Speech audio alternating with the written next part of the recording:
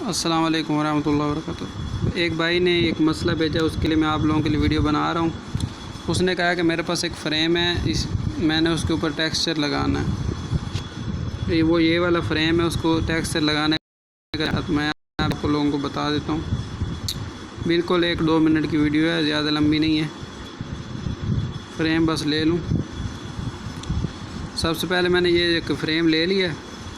आपने क्या करना है, नीचे ये दरमियान वाला बटन दबाना है। इसको दबाने के बाद आप लोगों ने यहाँ पे थोड़ा आगे चले जाना है और ये इरेज़ कलर वाला बटन दबाना है और इसको ऑन कर देना है। उसके बाद इसको 11 कर दें और नीचे वाले को भी 1-2 कर दें, फिर टिक कर दें। अब ये आपके पास फ्रेम आ गया। अब इसके ऊपर टेक्सचर लगाना चाहता हूँ, तो टेक्सचर तब लगेगा जब आप इसको मर्ज करेंगे। तो मर्ज करने के लिए क्या करें, इसकी पहले ग्रिड को ऑन कर लें यहाँ से और यू वाला बटन दबा दें और यू वाला बटन दबा के इसको दरमियान में सेट कर लें।